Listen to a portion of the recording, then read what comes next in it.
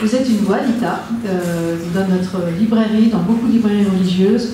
Vous êtes une voix, un auteur très particulier, très apprécié. Vous êtes suivi depuis de très longues années et vous avez derrière vous une grande œuvre qui vous suit.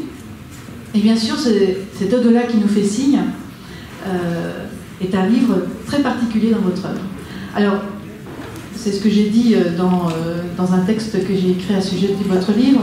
On peut penser comme ça que ce livre est une suite à ce lien qui ne meurt jamais, mais en fait, il ne s'agit pas d'une suite. Alors, expliquez-nous un peu la chronologie, parce que c'est vrai qu'entre cet événement improbable que vous racontez quasi tout de suite au démarrage de votre livre, et puis ce lien que vous faites avec ce lien qui ne meurt jamais, en fait, au fur et à mesure, on a du mal à comprendre la vraie chronologie et comment cette œuvre vient après ce livre, qui est peut-être pas aussi évident, en tout cas, c'est pas tout à fait le lien qu'on y met. Alors, rappelez-nous un peu le contexte de l'écriture de ce livre. Alors, bonsoir à chacune et à chacun. Pour commencer, je voudrais savoir vers qui je me tourne quand je réponds. Tournez-vous vers le public, c'est plus simple. Alors, oui, c'est vrai que la chronologie est un peu spéciale parce que, en fait, c'est ce qui s'est passé, que je raconte dans cet au-delà qui nous fait signe, qui m'a donné le courage d'écrire ce lien qui ne meurt jamais, il y a 15 ans. Donc, enfin, il est paru en 2015, je crois, ce lien qui ne meurt jamais. Et je sentais qu'à cette époque-là, c'était impossible de raconter ce que je raconte maintenant.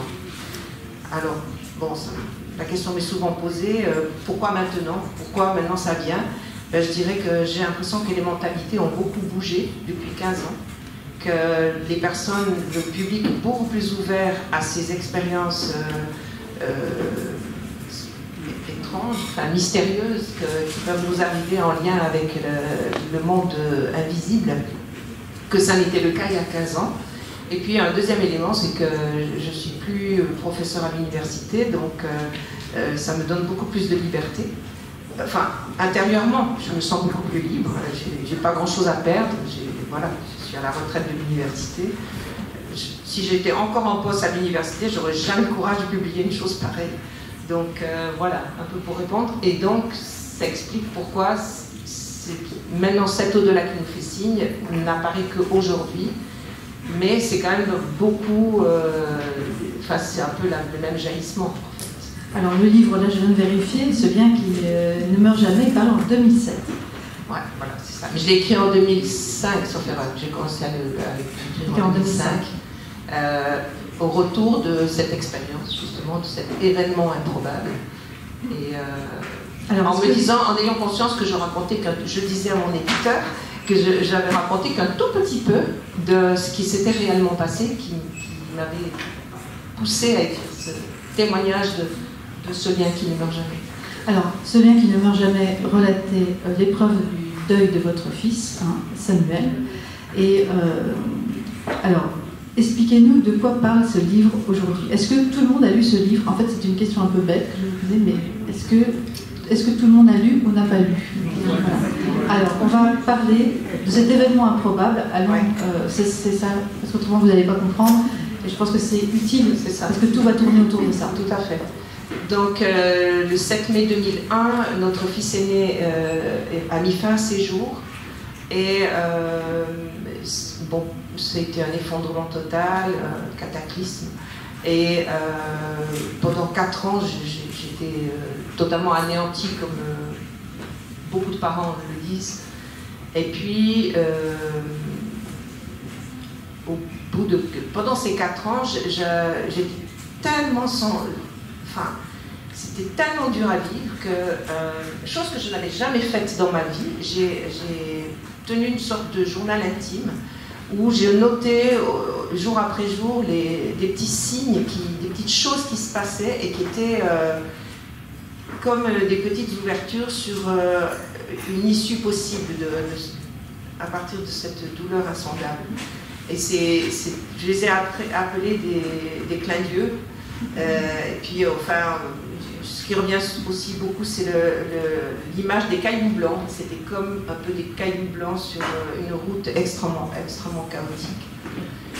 Et au bout de ces 4 ans, j'étais absolument pas remise de ce cataclysme.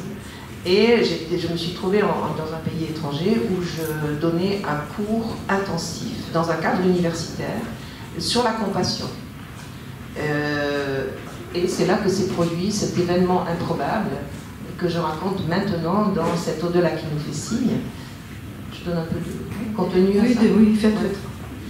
Et c'est vraiment cet événement improbable. Alors pourquoi improbable? Parce que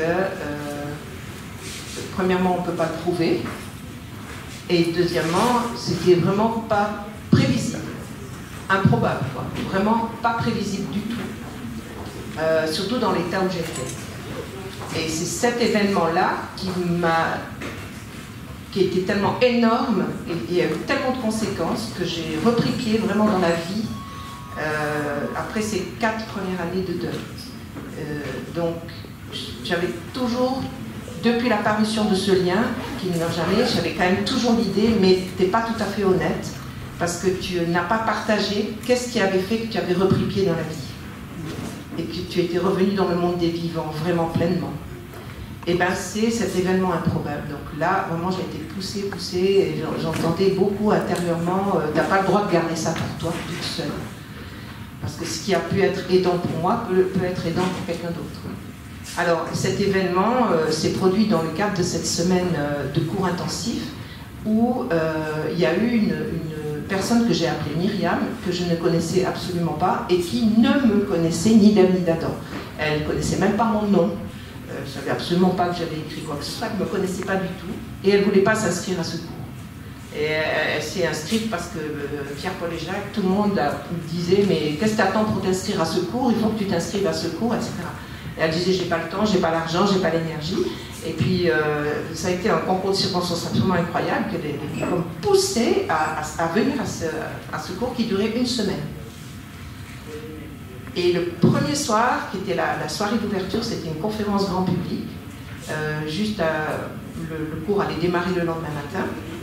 C'était un thème du genre comment peut-on se remettre d'un malheur ou quelque chose qui, en tout cas, touchait le deuil, la question du deuil. Et bien assez rapidement, j'ai parlé de ce qui nous était arrivé. Et elle était dans la salle, et tout à coup, elle a senti une présence d'une telle puissance que son voisin à côté ne comprenait pas ce qui se passait, et vraiment très perceptible, même donc par une tierce personne. Et elle a très vite compris que ça ne pouvait être que Samuel, donc notre fils qui s'était suicidé. Alors, à partir de la soirée se passe, la conférence se passe, elle rentre chez elle et à partir de là, elle commence à être investie, vraiment, c'est le mot, je pense, investie. Assaillie, peut-être. Assaillie, habitée, investie par Samuel. Et donc, je précise qu'elle n'avait jamais de sa vie vécu des choses pareilles. Elle n'est pas médium, elle n'est pas du tout dans ces eaux-là, mais alors pas du tout. Elle est diplômée en théologie juive, parce qu'elle a une double appartenance par son père et sa mère. Donc elle est diplômée en théologie juive, et elle était en train de finir un master en théologie catholique. Donc rien ne l'a préparée à ça. Et toute la nuit, elle est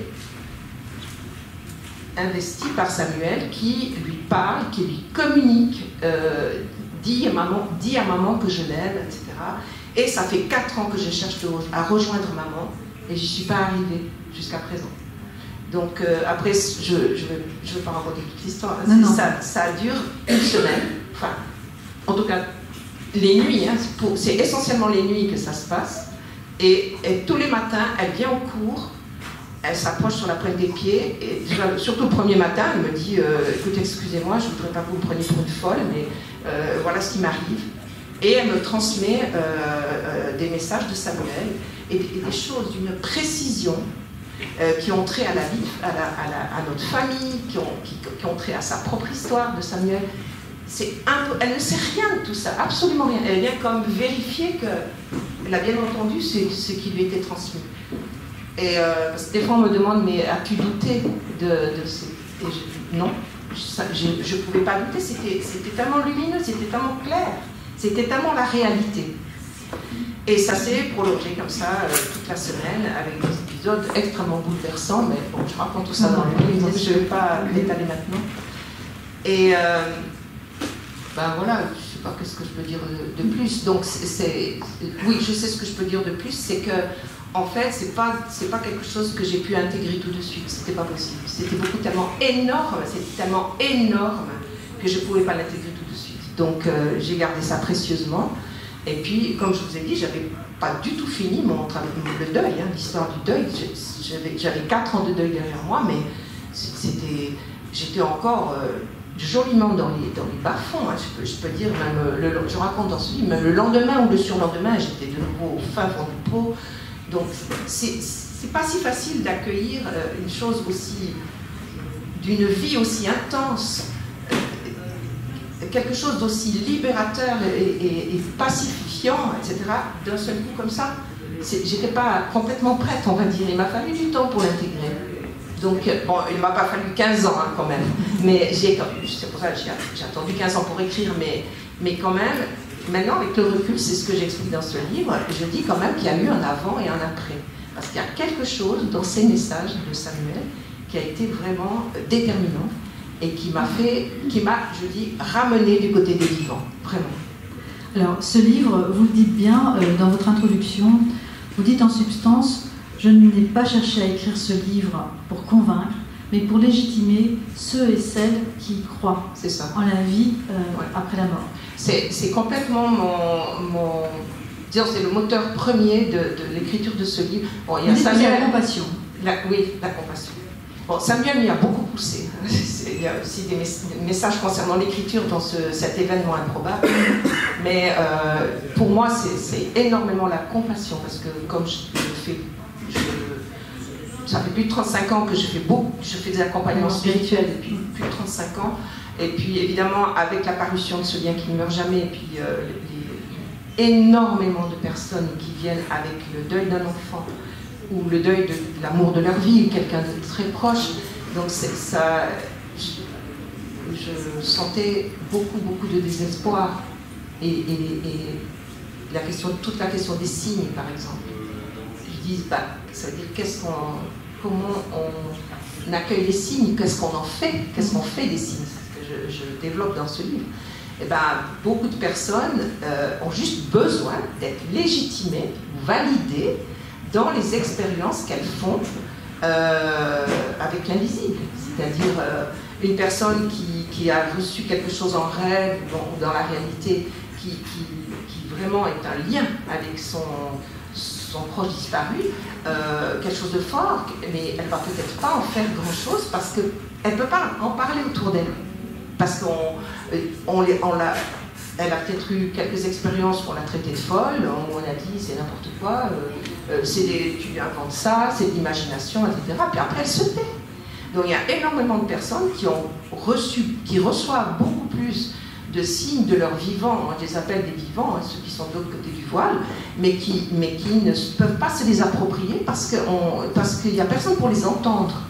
Donc moi je fais beaucoup ça dans mes accompagnements, dans le cas de ces personnes-là, c'est de valider, c'est ce que j'ai essayé de faire beaucoup dans ce livre, de dire valider, légitimer votre expérience.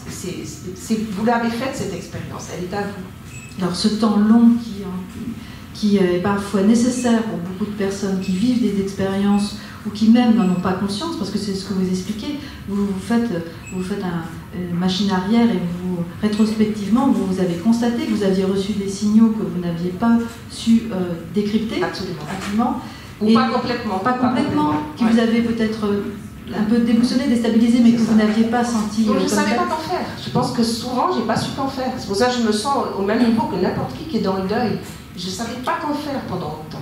Alors, ce qu'il faut redire précisément, c'est que ce livre, aujourd'hui qui paraît, en fait, le premier livre que vous avez écrit après l'événement improbable, après cette manifestation de Samuel, c'est ce lien qui ne meurt jamais. Oui. Ça, il faut bien comprendre ça, parce qu'en fait, c'est très particulier dans votre chronologie personnelle.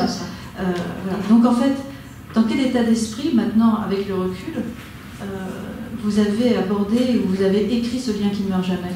Je suis abasourdie aujourd'hui parce que c'était le cri du cœur, ce lien qui ne meurt jamais.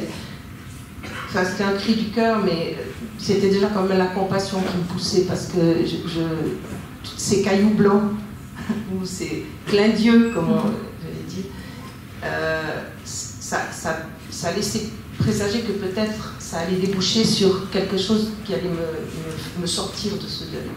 Enfin, disons, aboutir à un apaisement, etc.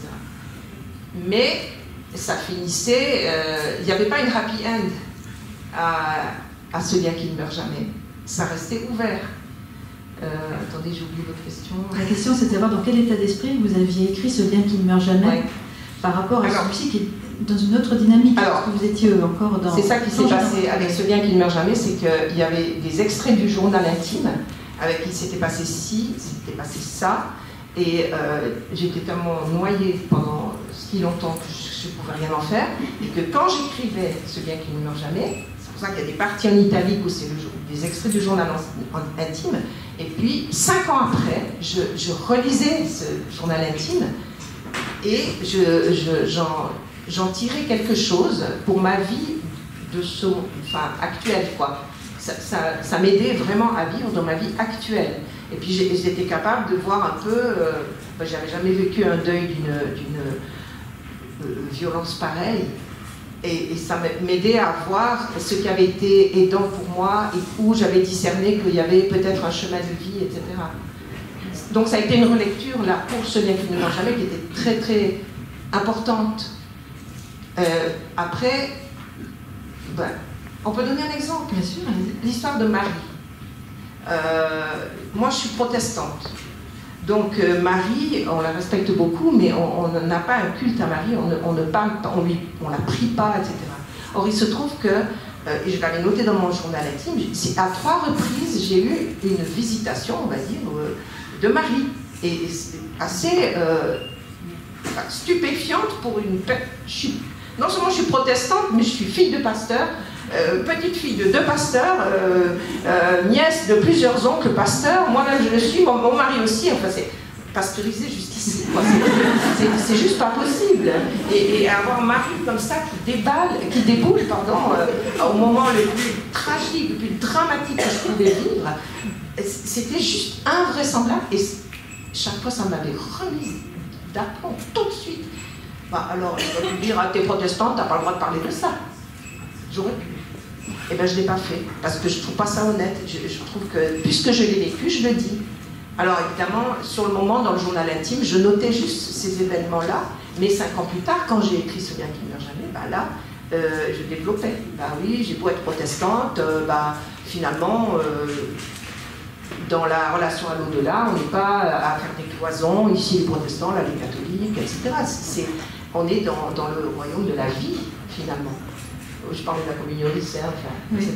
Ce genre de choses. Voilà un exemple. Donc ça, mais maintenant, avec cet au-delà qui est fait ici, j'ai encore relu, je crois que j'ai relu la totalité de Ce lien qui ne meurt jamais, et même le journal intime. À ma stupéfaction, j'ai trouvé des passages que j'avais zappé complètement, ou dont j'avais pas saisi la profondeur et la richesse. Et je me dis, mais j'avais écrit ça, ou j'avais vécu ça, c'est incroyable. Et du coup, ça me parlait à nouveau aujourd'hui. Donc, comme quoi, c'est un peu comme les textes bibliques, hein, il faut toujours les approfondir. La parole, elle est infinie. La profondeur de la parole, la richesse de la parole, c'est impressionnant. Alors justement, vous parlez de votre tradition protestante.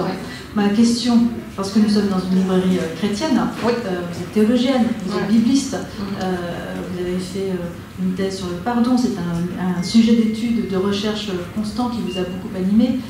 On vous connaît pour tout ça. Comment, après peut-être cet événement improbable, d'abord certainement, et puis l'écriture de Ce lien qui ne meurt jamais, comment, avant d'arriver à ce livre, vous vous êtes embarqué, comment avez-vous été déplacé dans votre état de chrétienne, dans votre foi, et comment ça vous a amené aussi à explorer, parce que ce livre, c'est aussi toute l'originalité aussi de ce livre, hein, et c'est que vous avez été chercher dans toutes les sources qui parlent de la vie après la mort. Donc expliquez-nous comment tout ça vous avez pu vous mettre en chemin dans cette direction. Mais je crois que mon moteur, ça a été je l'avais dit tout de suite à mon éditeur, mon moteur a quand même été dès le départ, de mettre ce qui m'était arrivé en relation avec les récits de Pâques. C'est-à-dire que je me suis dit, mais Jésus, c'était l'ami de Pierre-Paul, non pas Paul, justement, Pierre, Jean, Jacques, etc. Donc les disciples, c'est Marie-Madeleine, il avait des amis, des disciples, des gens très proches. Et quand Jésus est mort, avant de mourir, il leur a dit, je vous verrai. Et vous me verrez. On a les deux dans les textes des évangiles. Et il leur explique ce qui va se passer, qu'ils vont être dans les larmes et la tristesse, etc. Mais qu'il leur explique qu'il y a un au-delà dans lequel il va, lui il appelle la maison de mon père, la source de toute vie, et qu'au fond, c'est pas la fin de tout. Et il tient parole, puisque, en effet, quelques jours après sa mort, plusieurs, à commencer par les femmes surtout, commencent à le percevoir, à percevoir sa présence, à entendre ce qu'il dit, etc. Donc je me dis, mais qu'est-ce qu'il y a de fondamentalement différent avec aujourd'hui, avec n'importe quel deuil? Notre proche est parti, dans des circonstances plus ou moins violentes et dramatiques, il est de l'autre côté, et nous avons les mêmes questions que les disciples. Où est-il? Est-ce que je vais le retrouver? Est-ce que je vais pouvoir lui parler? Est-ce qu'il va pouvoir me parler? Et tout ça, c'est exactement ce vécu, cette expérience entre les disciples, les amis de Jésus et Jésus lui-même. Donc, pourquoi quand quelqu'un me raconte qu'il ou elle a perçu son enfant ou son tout proche décédé, mais il l'a perçu dans la lumière, dans ses vêtements blancs de Pâques, c'est absolument complètement ça, et qu'il ou elle a entendu un message disant tout va bien, etc. Pourquoi je dirais c'est du grand n'importe quoi, ça n'existe pas, etc. Au contraire, moi je relie ça complètement à ma foi chrétienne, complètement. Parce que je me dis, c'est fondamentalement la même chose. Et ça a été immédiat? Vous avez été en totale certitude par rapport à ça? J'avais cette intuition dès le départ, mais je l'ai vérifié avec les textes. Et puis, c'est quelque chose qui est un fil rouge dans ce livre. Je ne cesse de dire, je n'ai vu aucune incompatibilité entre les récits de Pâques, les textes bibliques, Paul, les expériences de Paul, qui n'avaient pas connu Jésus. C'est encore un cas de figure qui est bien aussi le cas, puisque combien de personnes disent qu'ils sont en communication avec quelqu'un qu'ils n'ont pas connu. Et j'ai pas vu dans les textes une incompatibilité entre notre expérience, nos expériences dans ce domaine-là, et ce que les amis et disciples de Jésus avaient vécu avec lui. J'ai pas vu. Alors, je suis ouverte. Hein. Si quelqu'un veut venir me montrer une contradiction totale, j'accueille. Hein. Mais non, sérieusement, ça m'a vraiment ébloui. Alors, vous évoquez aussi les expériences de voilà, plein de gens. Ce qui m'intéresse, c'est aussi que vous nous expliquez. Tout à fait. Là. Donc, je m'en suis pas... J'ai accordé autant d'importance au travail sur les textes bibliques qu'une attention extrême aux expériences des gens. Déjà, c'était beaucoup venu dans les conférences. Moi, c'était avant le Covid, mais dans les conférences, j'avais souvent m'amené sur ce sujet. Et là, je remarquais qu'on pouvait passer la nuit, si on voulait. On parlait de la littérature, j'ai parlé chez nous parapsychologique. Les expériences avec François Dolto appelait elle disait nos invisibles. Bon, l'invisible, donc nos proches décédés, de l'autre côté du voile. Et du coup, j'ai lu beaucoup de littérature là-dessus, mais j'ai quand même été assez sélective. Et un livre qui m'a certainement énormément, pleinement aidé, mais il y a un livre d'une Evelyne Elsesser, qui est une personne, je crois qu'elle est à Genève. Elle a fondé un centre qui s'appelle Noesis Sofferer. Et c'est elle qui raconte vraiment de A jusqu'à Z, c'est des expériences de VSCD. Oui. Alors VSCD, c'est vécu subjectif de contact avec un défunt. Vécu subjectif de contact avec un défunt. Et elle raconte, elle fait parler, elle interviewe plein de gens qui ont raconté leurs expériences. Et c'est pas juste une petite minorité négligeable. Hein. C'est actuellement, d'après les études les études, des enquêtes qui sont faites actuellement. Quand je dis actuellement, ça fait même déjà un bon nombre d'années. on en était à un quart de la population. Que un quart de la population vit, à un moment donné ou à un autre, un ou plusieurs vécus subjectifs de contact avec un défunt. Donc c'est pas rien du tout. Alors là, ça m'a énormément inspirée, parce que, et ça m'a un peu conforté que, en effet, ces expériences-là, elles sont de toujours. Bon, après, il y a d'autres livres qui montrent bien que ça date pas de hier, des expériences de ce type-là. Et puis un autre canal, c'est évidemment ce qu'on appelait les NDE. Dites-nous. Near Death Experience. Donc, en fait, en français, on dirait... aujourd'hui, le docteur Charbonnier, il dit EMP, expérience de mort provisoire. Et là, de nouveau, là, ça date de presque 20 ans, les chiffres, mais déjà là, à cette époque, les enquêtes disaient 60 millions de gens. 60 millions de gens, c'est documenté, ont vécu une expérience de mort provisoire avec toujours ce même schéma que tout le monde connaît. Hein. On sort du corps, on voit son corps, il y a un autre corps que moi j'appelle le corps spirituel, d'autres l'appellent le corps éthérique ou peu importe. Et l'histoire du tunnel, la lumière qui est très très présente aussi dans les textes bibliques, dans les évangiles, notamment, mais pas que, etc. Donc 60 millions de personnes, encore des gens qui sont déclarés, parce qu'il y a énormément de gens qui n'osent pas parler de ces choses. Hein. Il faut savoir ça. Et ce qui est aussi dit, c'est qu'on a beaucoup plus, une concentration plus forte en Occident, parce qu'on a des techniques de réanimation beaucoup plus poussées. Et que dans d'autres continents, on ne peut pas réanimer les personnes qui, elles s'en vont, puis on ne peut pas les ramener. Donc, on peut imaginer que c'est beaucoup plus, en fait, dans le monde. Donc, c'est pas rien, quand même. C'est pas juste une toute petite minorité, quelques rares personnes. Oui, parce qu'on peut penser que ce sont des personnes qui sont un peu éliminées. Et c'est ça, et moi je me suis dit, si je suis folle, alors il y a beaucoup de folles, et de fous. Et franchement, et ça m'a, je ne veux pas dire que ça m'a rassurée, parce que j'ai jamais douté une minute que tout ça soit de l'ordre du vrai, par rapport à cet événement improbable, etc., ou de ce qui m'arrivait.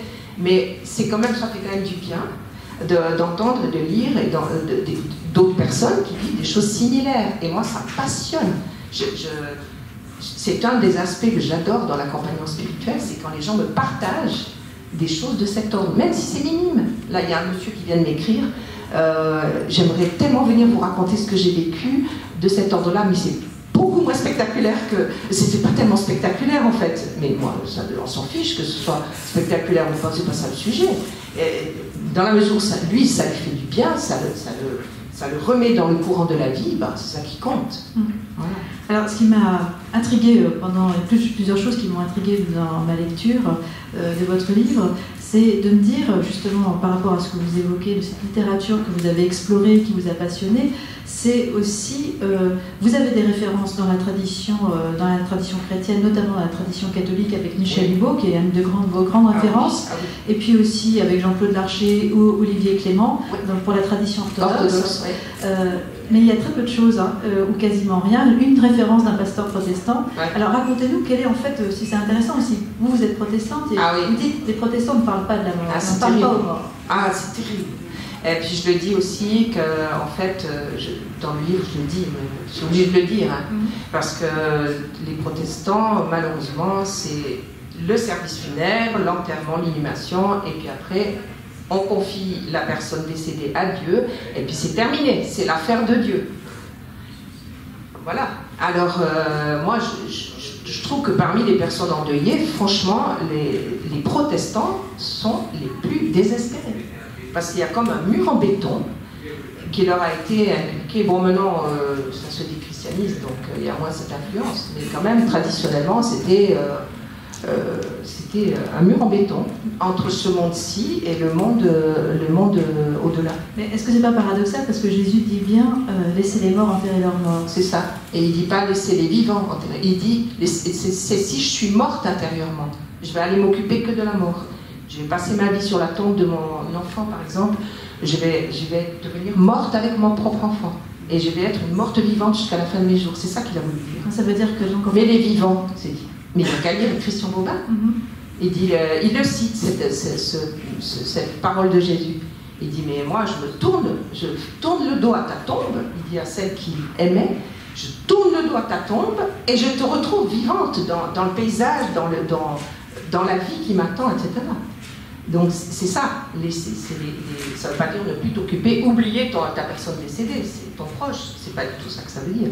Ça veut dire prends un chemin qui va te conduire vers la vie. Donc ça veut dire vers la relation, aller vers les autres, être en échange avec les autres, ne pas t'enfermer. Mais on connaît tous des gens qui sont morts avec leur proche qui est mort, qui n'ont plus rien voulu savoir, qui se sont enfermés et qui sont des morts vivants. Moi je crois que c'est de ça qu'il s'agit.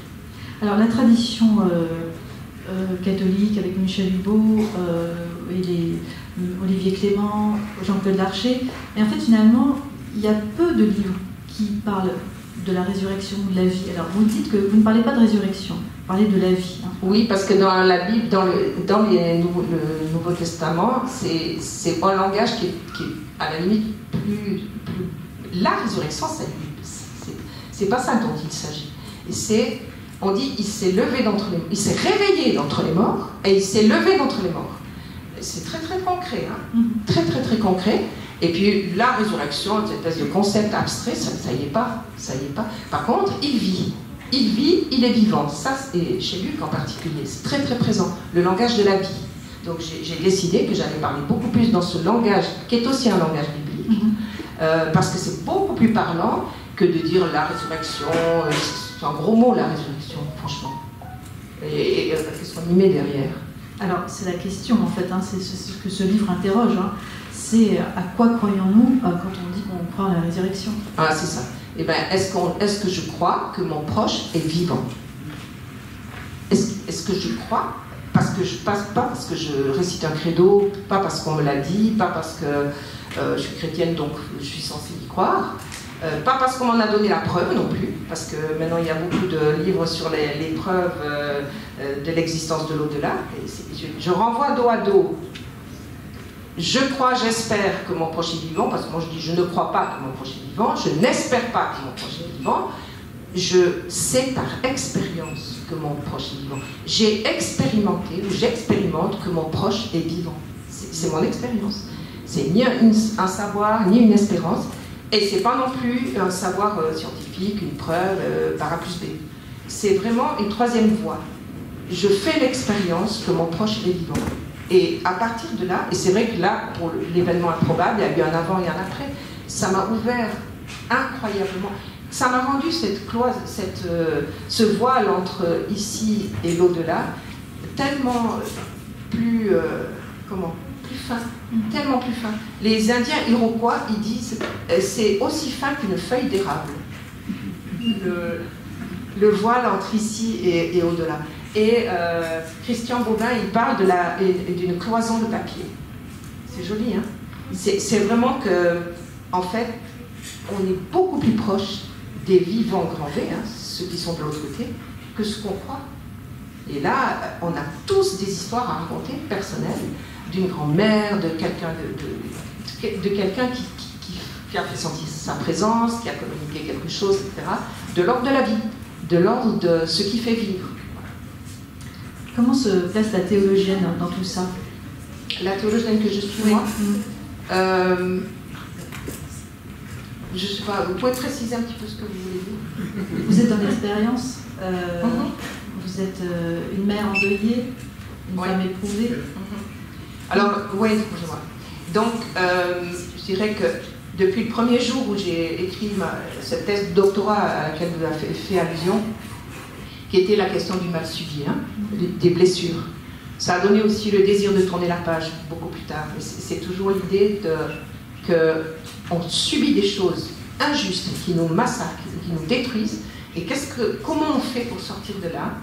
Et ça y est, j'ai un peu oublié ce que je voulais dire. Oui, déjà à l'époque, donc c'est dans les tout premiers temps où j'ai commencé à écrire. Je ne pensais jamais être publiée, entre parenthèses. Cette thèse a été... C'était un gros pavé. Et puis, finalement, elle a été publiée. C'était très bizarre. Et je disais, dès les premières lignes, je ne dirais rien sans que ça soit enraciné dans l'expérience. C'était déjà à cette époque, c'était j'en avais marre de cette théorie sur le mal. D'ailleurs, j'étais toujours le mal commis ou la faute, et quasiment jamais le mal subi, donc ça c'est déjà insupportable. Mais en plus, c'était... oui, ça faisait... On mettait le théologien, la théologienne, mettait ça l'expérience entre parenthèses. On était beaucoup dans la théorie, quoi. J'ai fait beaucoup de philo, j'étais philosophe avant d'être théologienne. Alors là, moi, ces discours abstraits, là, même déjà là, ça n'allait pas. Donc, je lui ai dit, mais c'est beaucoup plus intéressant de partir de notre expérience. Et donc, ça a été vraiment le fil rouge tout au long de ces livres. Et maintenant, c'est toujours la même chose, c'est que le monde entier peut venir m'expliquer que la Bible ne dit pas ça, que c'est pas conforme à ce que l'Église enseigne, que ceci, que cela, que de saint Thomas d'Aquin, non, c'est pas un bon exemple, mais que tel ou tel théologien ne serait pas d'accord, ou il y en a plein qui ne sont pas d'accord, ça me coule dessus. Si c'est mon expérience, c'est mon expérience. Et voilà, je veux dire... Et là, je crois qu'on peut se baser sur l'attitude de Jésus. Jésus, on aurait l'idée de dire que c'était un grand théologien. Eh bien oui, ça en était un super grand, parce que lui, il disait rien qui ne soit connecté à sa propre expérience, justement. Il n'a rien dit qui ne soit pas connecté à sa propre expérience. Donc, à partir du moment où c'est mon expérience ou ton expérience, c'est sacré. Ça existe et on ne peut plus généraliser, faire des grandes généralisations sur ces sujets. On est appelé à partager nos expériences, qui sont autant de subjectivité, bien sûr. Bien sûr que ça n'est que mon expérience, ça n'est pas plus que mon expérience.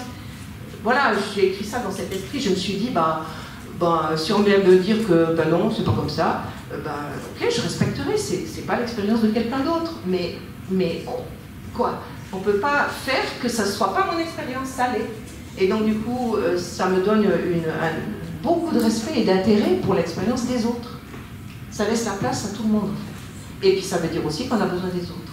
On ne peut pas faire sa petite théologie ou sa petite philosophie seule dans son cabinet. On a besoin des autres. Parce que la vérité, ce qui fait vivre, on ne peut pas y accéder comme ça, juste par dans son propre monde. Vous citez à un moment donné, je ne sais plus très bien, mais j'ai noté quelque chose qui est intéressant par rapport à ce qu'on évoque. C'est...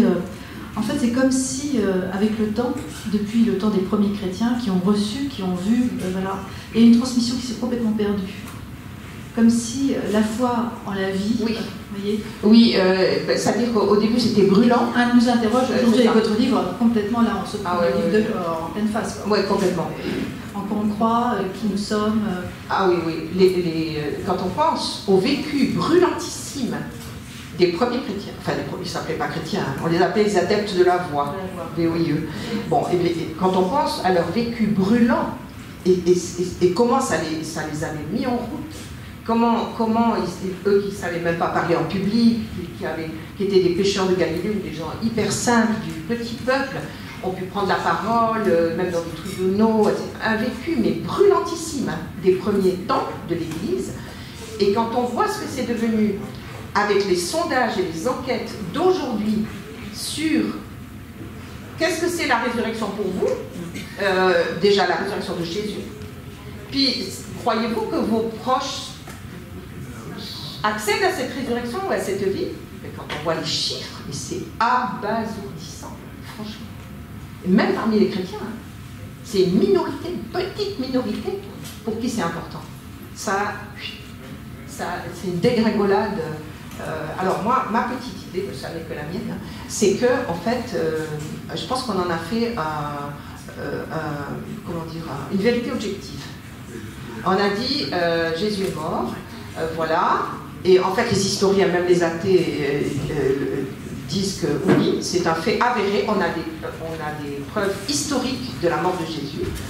Il a vécu forcément. Si on a les preuves qu'il est mort sur la croix, c'est qu'on a les preuves qu'il a vécu. Ça, c'est pas contestable, c'est historique. Par contre, on n'a pas et on n'aura jamais la preuve que Jésus est ressuscité. C'est-à-dire qu'il a été vivant par-delà le tombeau. Ça, on n'aura jamais cette preuve. Par contre, ce que disent les historiens, plusieurs, j'ai lu ça, ils disent, mais ce qui est historique, c'est que les gens qui étaient anéantis par la mort de Jésus se sont presque d'un jour à l'autre, d'un moment à l'autre, redressé, remis debout, et animé d'une joie. La joie est mentionnée chez Luc en particulier, mais surtout d'une puissance de parole et d'action, alors qu'ils étaient retournés à leur métier ancien, hein, en disant, ben voilà, on s'est planté, complètement trompé, et maintenant ils reprenaient leur vie, quoi, les épaules voûtées. Et là, il y a eu il dit, ça c'est historique, c'est avéré, qu'il y a eu ce retournement-là. Alors, mon impression, c'est que à mesure que le christianisme est devenu une religion officielle et on devait être chrétien, on n'avait pas le choix. Je saute sur les siècles, hein, mais quand même, qui n'a pas le souvenir ou lu qu'on devait réciter le catéchisme comme ça, alors et on répondait par oui et par non. J'en ai vu des choses comme ça. Et il y avait, est-ce que Jésus est ressuscité? Oui, non, le jour de Pâques, patati. Et c'est devenu une vérité objective. Mais ça n'avait jamais été une vérité objective. Jamais. Ça avait été une expérience, justement, brûlante, une expérience que les premières personnes qui ont fait cette expérience étaient des femmes. Alors, elles avaient peur. On disait qu'elles radotaient, n'empêche qu'elles ont parlé. Heureusement qu'elles ont parlé, parce que si elles n'avaient pas parlé, aujourd'hui, il y a longtemps qu'on ne parlerait plus de Jésus. Hein. Ça, c'est sûr. Donc, moi, je pense qu'il faut ramener aujourd'hui vraiment cette question de la résurrection, du message de Pâques à l'expérience et refléter aux gens même. Quand vous vivez quelque chose où vous percevez que votre proche décédé est dans une vie que vous ne pouvez pas imaginer, mais qui cherche à vous dire « mais je suis bien là où je suis », et c'est merveilleux, ça c'est une expérience de Pâques. Il me semble que j'avais un collègue une fois qui allait être interrogé dans une table ronde sur la résurrection, puis il m'avait dit « Vita, tu peux nous donner quelques arguments pour, dans cette discussion sur le... » parce qu'il sentait qu'il allait avoir des contradicteurs. J'ai dit « mais non, mais... d'arguments, il n'y en a aucun. En fait, ça n'a jamais été quelque chose où on pouvait argumenter. C'est une affaire d'expérience. C'était depuis le début, et ça aurait dû rester toujours une affaire d'expérience. Mais une expérience qu'on partage. Alors, oui, effectivement, c'est l'expérience qu'on partage, parce que j'allais vous poser la question. Là, beaucoup sont dans le cas, comme vous l'êtes, dans la perte, le deuil, avec une dimension, en tout cas une proportion peut-être plus grande à justement être poreux à ces signes de l'invisible. Oui, voilà. Oui. Mais qu'en est-il quand on n'a pas cette expérience-là? Parce que...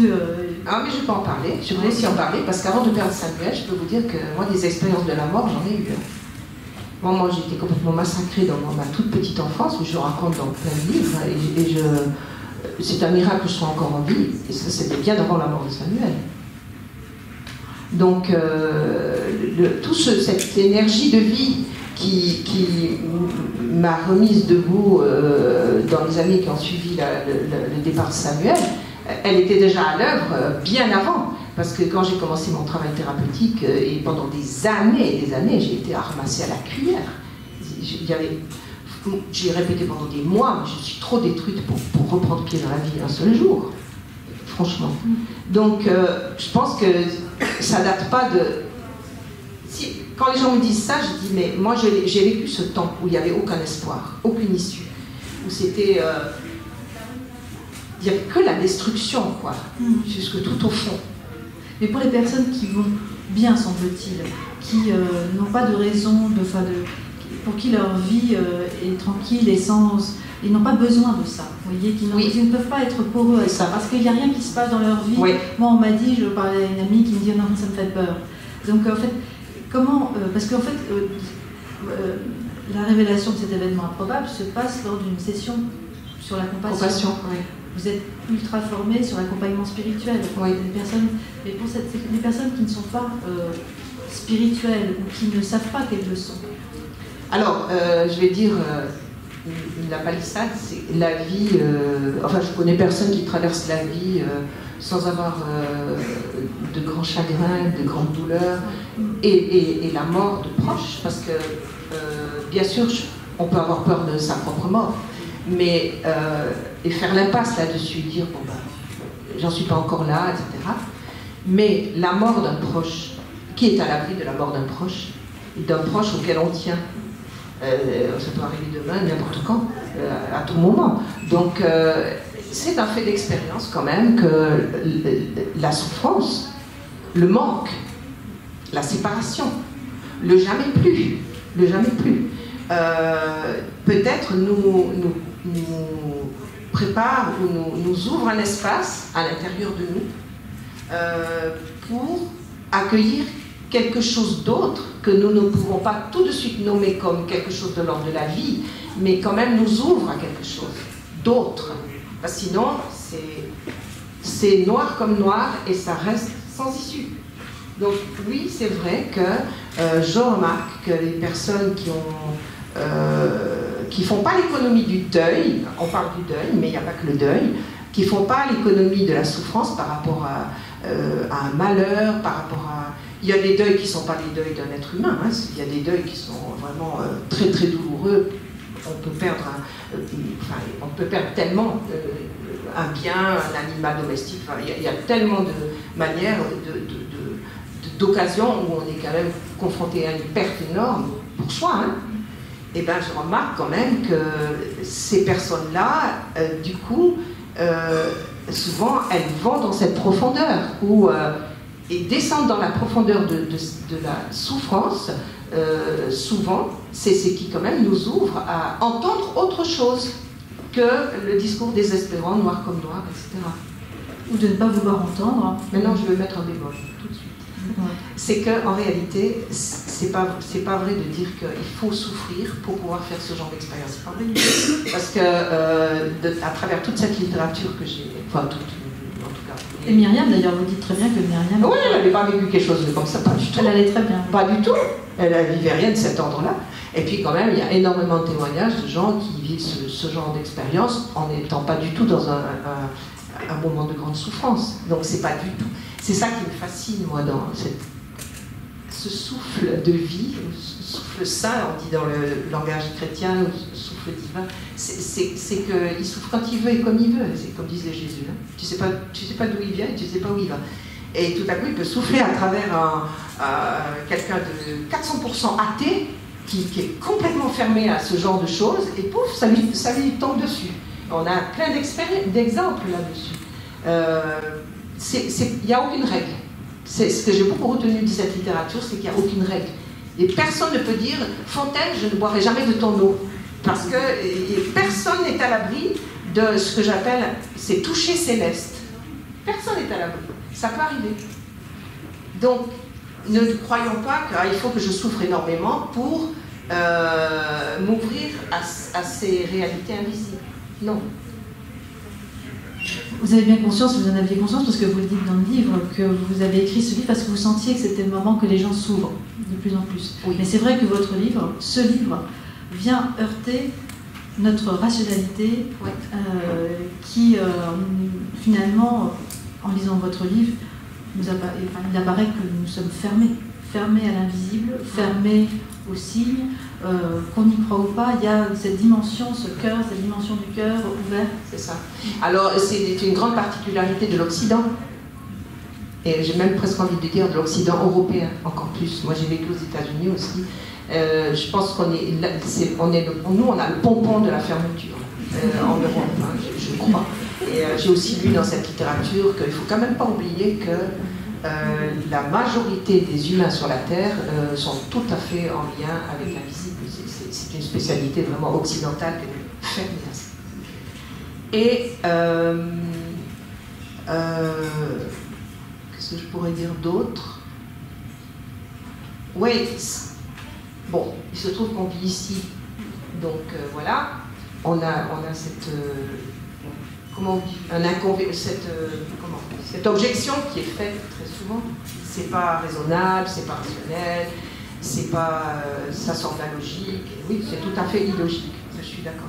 Mais on a quand même appris un petit peu toutes ces dernières années qu'on avait deux cerveaux, qu'on avait quand même une partie de cerveau très rationnelle, très A plus B égale C, mais qu'on avait aussi d'autres parties du cerveau qui étaient toute la partie intuitive, qui est branchée sur des réalités justement invisibles, qui créatrice aussi, beaucoup intuitive, enfin, mais vraiment, évidemment les artistes le savent, mais pas seulement, je veux dire. Donc, maintenant, je crois qu'on commence à être un peu plus subtil au niveau de la compréhension de ce que c'est qu'un être humain, et que donc on pointe un peu, on montre un petit peu du doigt les personnes qui ne restent que dans le A plus B égale C. D'abord, pour rester que dans le A plus B égale C, il faut vraiment se boucher les oreilles à ce que d'autres vivent, qui sont des gens pas plus allumés que ça. Est-ce que vous trouvez que j'ai l'air folle? J'ai envie de dire ça quand on me pose la question. Je dis, est-ce que vous trouvez que j'ai l'air folle? Ou alors j'écris là, je dis, c'est pas parce que j'ai vécu ça que je suis devenue stupide tout à coup du jour au lendemain. Vous voyez ce que je veux dire? Donc on peut très bien garder complètement sa rationalité, etc., sa logique. Et moi, je suis quelqu'un qui a absolument besoin que ce soit cohérent, que ce soit logique et que ce soit pas du grand n'importe quoi. J'ai vraiment besoin de ça. Mais je ne veux pas mettre de côté, éliminer toute une partie de moi qui perçoit autre chose. Votre livre, qui est très structuré, on arrive à la fin de cette rencontre. C'est un livre donc, qui déroule beaucoup, qui fait réfléchir, qui me met en route pour certains, j'imagine. Alors, j'ai une seule question qui n'émane pas de moi, mais d'un de mes collègues. C'est la seule question que je poserai d'une autre personne. Comment faire concrètement pour transformer sa vie après avoir reçu un tel cadeau de l'au-delà? Alors, j'ai même pas l'impression que c'est moi qui ai transformé ma vie. Ma responsabilité à moi, c'était d'entendre jusque tout au fond de moi ce qui m'était arrivé. Et de ne pas le banaliser, le balayer d'un revers de manche, vraiment d'en prendre la mesure. Et il a quand même fallu 15 ans pour que j'écrive. Puis écrire déjà, je trouve que écrire tout ça, c'est quand même aussi une manière de m'approprier encore plus ce qui m'est arrivé, plutôt que de le garder à l'intérieur. Bon, jusqu'à présent, c'était surtout quelques amis intimes, très très proches, qui avaient eu droit à ce récit. Et là, je me dis que d'en parler publiquement, c'est quelque chose qui m'aide certainement à m'approprier mon expérience, ce qui m'est arrivé. Alors, je dis que c'est pas moi qui me suis transformée, ça jamais, je dirais, j'ai repris pied dans la vie par les efforts. J'ai ma part de responsabilité, j'ai fait un travail, comme j'ai dit. C'est pas qu'à laisser venir, quoi. Ah non. Là, il y a vraiment un travail, même une décision, je pense, que j'estime largement une décision spirituelle, de ne pas faire l'économie de à quel point ça fait mal. À quel point ça fait mal. D'où, enfin, on parlait de la compassion. Ça c'est ma responsabilité. Et maintenant, depuis le temps que je travaille sur ces choses-là, pour moi, je sais qu'il n'y a pas d'autre chemin que de visiter ce qu'on a à vivre, ce qui nous est donné à vivre, même si c'est insupportablement douloureux, de visiter, ne pas en faire l'économie, aller jusqu'au fond de ça. Et après, du coup, il y a une ouverture qui se fait, mais je ne vais jamais prétendre que c'est moi qui, ensuite, ai pu transformer toute cette souffrance en la paix, la joie, tout ce qui peut venir de bon lié à la vie. Je ne vais pas prétendre ça. C'est une osmose en fait. C'est comme si l'humain et le divin tiraient à la même corde. En fait. L'humain, il fait tout ce qu'il peut jusqu'au bout de ce qu'il peut, et puis le divin tricote avec ça tout le temps. Et conduit l'humain jusqu'à ce que la Bible parle, Jésus beaucoup d'accomplissement, vers son accomplissement. Alors, c'est un peu ça que je dirais. Répète la question pour être sûr que j'ai bien répondu. Comment faire concrètement pour transformer sa vie après avoir reçu un tel cadeau de l'au-delà? Voilà. Alors, donc, j'ai répondu sur le fait que c'était pas moi toute seule qui transformait, mais je pense que ma vie a été transformée. Ça, c'est clair et net. Dans le sens que je n'ai plus ce mur embêtant entre les vivants et ceux qui sont de l'autre côté du voile. Et ça m'a ouvert les portes, parce que on n'en a pas parlé, mais dans ce livre, je parle aussi beaucoup de mes contacts avec mon père, qui était un grand croyant, et ma mère, et d'autres. Ça m'a ouvert les portes avec comment dire, ça me rend la vie 10 fois plus intéressante en fait. Parce qu'il n'y a pas que les vivants ici, mais il y a les vivants en connexion avec d'autres vivants qui sont de l'autre côté. C'est passionnant. Et il y a un travail de libération qui est extraordinaire à faire. Parce que là, tu vois beaucoup dans les accompagnements spirituels, des personnes qui sont restées liées avec des choses pas réglées, des contentieux, avec quelqu'un qui est parti de l'autre côté, mais on peut faire un travail, c'est impressionnant. Donc ça m'a transformé ma vision de ce qu'est la vie terrestre. La mort, tout le monde sait qu'on va mourir, je le savais aussi, mais ma vision de la vie terrestre comme étant branchée en quelque sorte, branchée sur une vie grand V, qui elle est invincible. C'est un peu le mot qui revient constamment dans ce livre, c'est la vie invincible. Et ça change vraiment beaucoup. Alors je vais conclure par une anecdote. Ce matin, Lita, je priais avec une application de prière, okay. Donc avec l'évangile du jour. Oui. C'est quand Joseph est visité par l'ange qui lui dit « Ne crains pas de prendre Marie pour épouse oui. ». Et le commentateur qui guidait la prière disait « Comment méditez-vous, comment recevez-vous cet événement incroyable ?» Voilà. Donc c'était une question posée au lecteur. Hein, oui, c'était ça. Ouais, je disais, et de réfléchir sur cet événement incroyable. Complètement. Ouais. Merci beaucoup Lita Basset pour ce témoignage vibrant. Merci beaucoup. Merci à vous tous d'être venus.